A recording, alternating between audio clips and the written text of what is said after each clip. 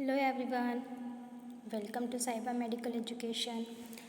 तो हम बात कर रहे थे बेसिलस एंथ्रेसिस के बारे में। बेसिलस जनरली होता क्या है, अपन ने बेसिलस के बारे में बात कर लिया था तो कि हमारा ग्राम पॉजिटिव बेसिलाई होता है, रॉड शेप्ड स्ट्रक्चर होता है इसका। जनरली जो है हमारे सॉइल, वाटर और डस्ट में प्रेजेंट होता है।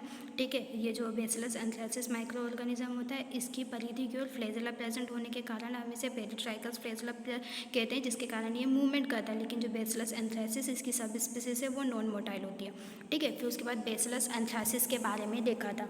जो बेसिलस एंथ्रेसिस है उसका पॉजिटिव एजेंट क्या होता है, तो बेसिलस एंथ्रेसिस का पॉजिटिव एजेंट है वो जो बेसिलस एंथ्रेसिस है ये हमारे जानवरों से फैलने वाली बीमारी होती है। मतलब ये क्या होती है, जेनेटिक डिसीज़ होती है। इसके पॉजिटिव एजेंट में आता है जू में रहने वाले एनिमल्स। ठीक है, तो ये जो बेसिलस एंथ्रेसिस डिसीज़ है ये जानवरों से ह्यूमन्स बीइंग के अंदर इन्फेक्शन कॉज करने के लिए रिस्पॉन्सिबल होती है। ठीक है, तो बेसिलस एंथ्रेसिस जो है वो ह्यूमन्स बीइंग में इन्फेक्शन कॉज करेगी। यानी कि क्या करेगी, पहले एनिमल में इन्फेक्शन करेगी और उस एनिमल के कांटेक्ट में अगर ह्यूमन बीइंग आते हैं तो उस ह्यूमन्स को इन्फेक्शन कॉज करने के लिए रिस्पॉन्सिबल होती है। ठीक है, उसके बाद जो बेसिलस एंथ्रेसिस होता है, बेसिलस एंथ्रेसिस को फर्स्टली किसने, पोलैंडर साइंटिस्ट थे, उन्होंने 1849 में इसे डिस्क्राइब किया था। उसके बाद फर्स्ट उसको ये डिस्क्राइब किया गया कि यह एक फर्स्ट कम्युनिकेबल डिसीज़ होती है जो कि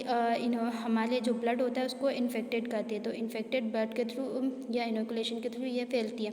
ठीक है, उसके बाद फर्स्टली रॉबर्ट कोच साइंटिस्ट आए। रॉबर्ट कोच साइंटिस्ट ने 1876 में इसको डिस्क्राइब किया। उसके बाद आए हमारे फर्स्ट व्यक्ति का सीन किया गया है एट्यूनेटेड वैक्सीन के लिए। मतलब फर्स्टली लुइस पास्चर साइंटिस्ट जो थे उन्होंने 1881 में एट्यूनेटेड वैक्सीन की प्रिपरेशन की है। ठीक है, एट्यूनेटेड वैक्सीन जो होती है वह वैक्सीन होती है जिसका स्ट्रक्चर तो सेम होता है लेकिन उसकी जो डिसीज कॉजिंग पावर होती है वो किल हो जाती है। ठीक है, उसके बाद है हमारा bacillus anthracis. Bacillus anthracis generally होता क्या है, ये हमारा ग्राम पॉजिटिव बेसिलाई होता है। ठीक है, ग्राम पॉजिटिव बेसिलाई होता है, मतलब ये रोड शेप्ड स्ट्रक्चर इसका प्रेजेंट होता है। इस तरह से हमारा माइक्रो ऑर्गेनिज्म है, हमको कुछ दिखाई देगा, कुछ इस तरह से यह प्रेजेंट होता है। इसके जो एंड होते हैं वो हमारे राउंडेड होते हैं। ठीक है, उसके बाद रेक्टेंगुलर इन शेप होता है, स्पोर फॉर्मिंग बेसिलाई होता है। सिंगल ये जो माइक्रो ऑर्गेनिज्म होते हैं जनरली सिंगल में भी प्रेजेंट होते हैं, सिंगल पैर में प्रेजेंट होते हैं एंड शॉर्ट चेन में प्रेजेंट होते हैं। Chain are surrounded by capsule. इसकी जो चेन होती है वो क्या करती है, कैप्सूल के थ्रू घिरी हुई रहती है। ठीक है, और इसके जो कैप्सूल्स हैं जनरली किस चीज़ के बने होते हैं, तो ये पॉलीपेप्टाइड इन नेचर के होते हैं इसके capsules. Spores are never found in animal body during life. जो इसके स्पोर्स होते हैं वो एनिमल की बॉडी के अंदर प्रेजेंट नहीं होते, they are found in culture और इन द सॉइल। तो इसके जो स्पोर्स होते हैं वो कल्चर और सॉइल के अंदर प्रेजेंट होते हैं। ठीक है, आगे बात कर रहे हैं, ये है हमारा बेसिलस एंथ्रेसिस। बेसिलस एंथ्रेसिस जो है, बेसिलस एंथ्रेसिस मतलब ये क्या किस तरह से दिखाई दे रहा है, इसका स्ट्रक्चर जो होता है गुथी हुई चोटी के नुमा दिखाई देता है। ये जो छोटे छोटे से स्लाइस दिखाई दे रहा है आपको कटे हुए, ये क्या है, ये गुथी हुई चोटी के समान इसका स्ट्रक्चर दिखाई देता है, जिसके कारण ये जो इस तरह का स्ट्रक्चर दिखाई दे रहा है इसी के कारण हम उसको बोलते हैं मेड्यूसा हेड अपीयरेंस। ठीक है, ये कौन सा माइक्रो ऑर्गेनिज्म है, ये बेसिलस एंथ्रेसिस माइक्रो ऑर्गेनिज्म है, बेसिलस। ठीक है, बेसिलस एंथ्रेसिस माइक्रो ऑर्गेनिज्म है ये, वो कुछ इस तरह से दिखाई देता है। ठीक है, आगे बात करें हम इसके कल्चर की, तो ये एरोबिक एंड फैकल्टेटिव एनारोबिक होता है। मतलब एरोबिक ऑक्सीजन की प्रेजेंस में ग्रो करता है और फैकल्टेटिव एनारोबिक वह माइक्रो ऑर्गेनिज्म जिसको ग्रो करने के लिए ऑक्सीजन की स्ट्रिक्टली ऑक्सीजन की अब्सेंस की रिक्वायरमेंट होती है। जो इसका टेम्परेचर होता है वो 12 से 45 डिग्री से होता है और ऑप्टिमम टेम्परेचर इसका होता है हमारा 37 डिग्री से। ठीक है, अब बेसिलस एंथ्रेसिस के डिटर्मिनेशन के लिए हमारे कौन कौन से कल्चर मीडियाज़ यूज़ किए जाते हैं, तो हम उन कल्चर मीडियाज़ की बात कर लेते हैं। तो बेसिलस एंथ्रेसिस के डिटर्मिनेशन के लिए हमारे कल्चर मीडियाज़ के नाम हैं, जैसे कि फर्स्ट आता है हमारा न्यूट्रिएंट आगार मीडिया। न्यूट्रिएंट आगार मीडिया होता है, ब्लड आगार मीडिया होता है। ठीक है, उसके बाद जेलेटिन स्टेप मीडिया होता है और ये ब्रेन हार्ट इन्फ्यूज़न आगार मीडिया जिसे हम BHI भी बोलते हैं। ये जो BHI होता है ना, ये ब्रेन हार्ट इन्फ्यूज़न आगार मीडिया, ये क्या होता है हमारा फंगस के डिटर्मिनेशन के लिए यूज़ किया जाता है। किसका डिटर्मिनेशन करता है, फंगस को अगर हमें ऑब्जर्व करना है तो हम इससे करेंगे। उसके बाद इथाइलिन डाइएमिथाइल एसिटिक एसिड जिसे EDTA बोलते हैं, ये EDTA क्या होता है, EDTA जो होता है एक एंटीकोगुलेंट होता है जो कि ब्लड को क्लॉट होने से रोकने में मदद करता है। ठीक है, उसके बाद ये जो रिसेम्बलिंग मतलब होता है की तरह, तो ये बेसिलस की तरह ही दिखाई देता है। Lock of matted hair so called Medusa hair like structure, मतलब जिसका स्ट्रक्चर होता है वो गुथी हुई चोटी के समान दिखाई देता है, जिसके कारण हम इसको मेड्यूसा हेयर लाइक स्ट्रक्चर बोलते हैं। ये जो हमारी गुथी हुई चोटी कुछ इस तरह से दिखाई देती है ना, उसी तरह से हमारी जो चोटी है वो इस तरह से दिखाई देती है, तो ये इस तरह से कुछ प्रेजेंट होता है। ठीक है, इस तरह से प्रेजेंट होने के कारण हमें क्या बोलते हैं, इसे मेड्यूसा हेड अपीयरेंस इसको बोलेंगे। हाँ, आगे बात करते हैं हम इसके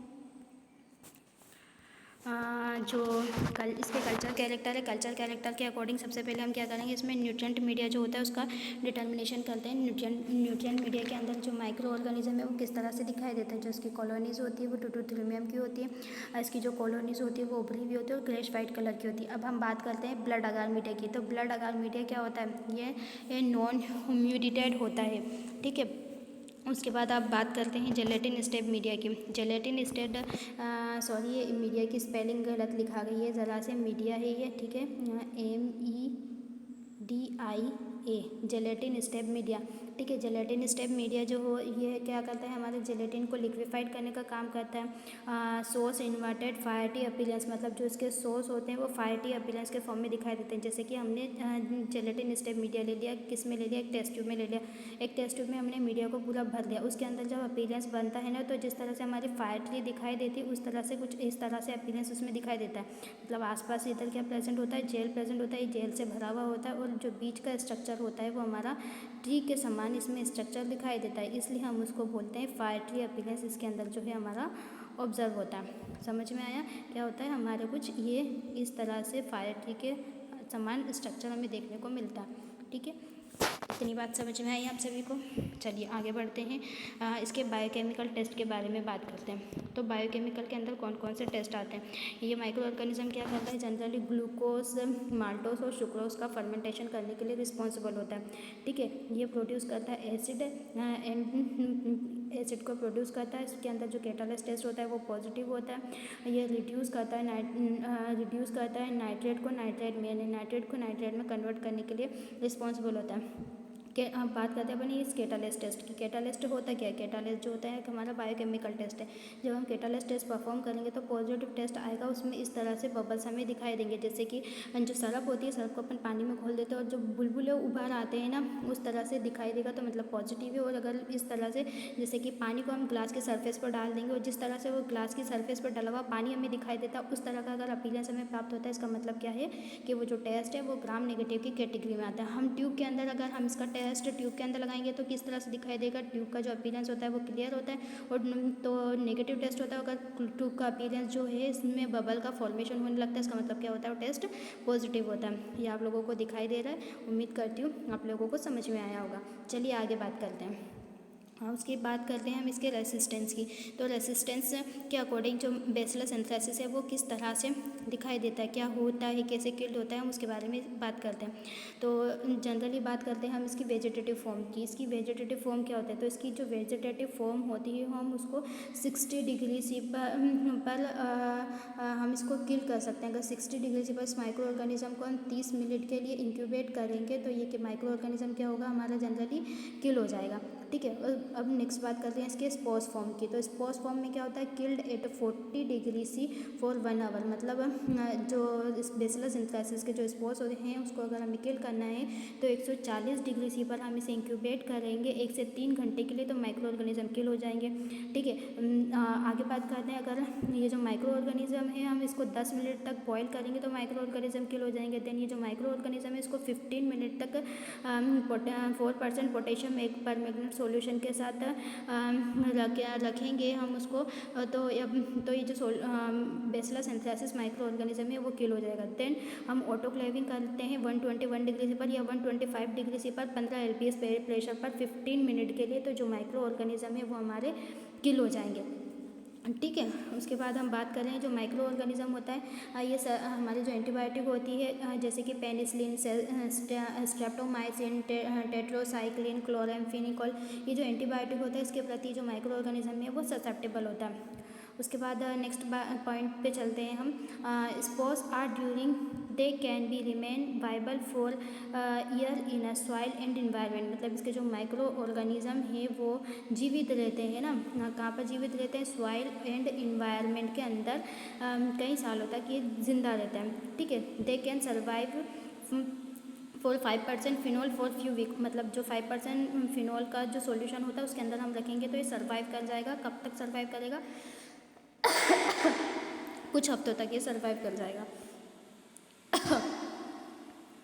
अब आगे बात करते हैं हम इसके एंटीजेनिक स्ट्रक्चर की। तो एंटीजेनिक स्ट्रक्चर के अकॉर्डिंग ये माइक्रो ऑर्गेनिज्म कैसे होते हैं? एंटीजेनिक स्ट्रक्चर के अकॉर्डिंग जो माइक्रो ऑर्गेनिज्म होता है उसको जनरली 3 कैटेगरीज में बांटा गया।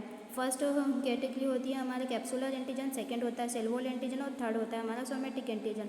कैप्सुलर एंटीजन का मतलब क्या होता है कि वह एंटीजन या वह माइक्रो ऑर्गेनिज्म जिसके ऊपर से सेल वॉल प्रेजेंट होती है, जैसे ये दिखाई दे रही है इसके ऊपर सेल वॉल प्रेजेंट होती है। सेल वॉल प्रेजेंट होने के कारण हम इसे क्या बोलेंगे? यह कैप्सुलर एंटीजन है, ठीक है। कैप्सुलर एंटीजन मतलब कि वहाँ माइक्रो ऑर्गेनिज्म जिन्होंने खुद को एक शेल से कवर किया रखा होता है, जिनके ऊपर एक कैप्सूल का आवरण प्रेजेंट होता है, हम उसको कैप्सुलर एंटीजन बोलते हैं। सेकंड आता है हमारा cell wall antigen. Cell wall antigen मतलब कि वह एंटीजन जिन्होंने खुद की बॉडी को कई सेल वॉल से कवर करके रखा है, मतलब उसके ऊपर कई लेयर्स प्रेजेंट होती हैं, ठीक है। तो जिस पर जो सेलुलर स्ट्रक्चर होता है जिसके ऊपर लेयर्स प्रेजेंट होती है उसको हम सेल वॉल एंटीजन बोलते हैं। अब लास्ट आता है हमारा सोमेटिक एंटीजन। सोमेटिक एंटीजन क्या होता है? सोमेटिक एंटीजन वो एंटीजन होता है जिसके ऊपर भी सेल की जो आउटर लेयरिंग जो है वो प्रेजेंट होती है, ठीक है।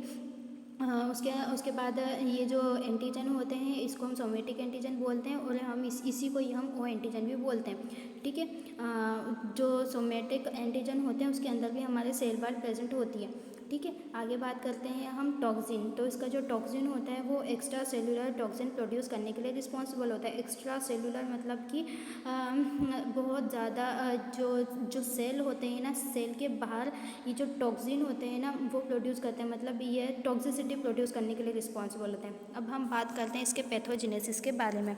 तो पैथोजेनेसिस के अकॉर्डिंग ये जो बेसिलस एंथ्रेसिस है वो किस तरह से दिखाई देता है? तो एंथ्रेसिस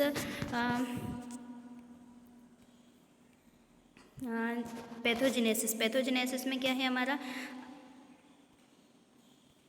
एंथ्रेसिस जो है उसमें ये जो होता है फर्स्टली प्राइमरी डिसीज कॉज करता है जो कि एनिमल से होने वाली होती है। एनिमल्स कौन से? Kettles and ship. कैटल्स के अंदर वह जानवर आते हैं जो 4 पैर वाले होते हैं, जैसे कि भेड़ है, गाय है, मवेशी, मतलब कैटल का मतलब होता है मवेशी, ठीक है। तो भेड़ में गाय में हमारे जो कुल मिलाकर जितने भी 4 पैर वाले जीव होते हैं ना उसके अंदर यह जो माइक्रो ऑर्गेनिज्म है वो प्रेजेंट होता है और उनके कांटेक्ट में आने से ह्यूमन बीइंग को इन्फेक्शन कॉज करता है। अब आगे बात करते हैं infection inter into the animal body by injection. तो जो ये इन्फेक्शन होता है एनिमल की बॉडी में इंजेक्शन के थ्रू इंट्रोड्यूस होता है। Which are present in soil. Generally जो माइक्रो ऑर्गेनिज्म है वो कहाँ प्रेजेंट होता है? सॉइल के अंदर प्रेजेंट होता है।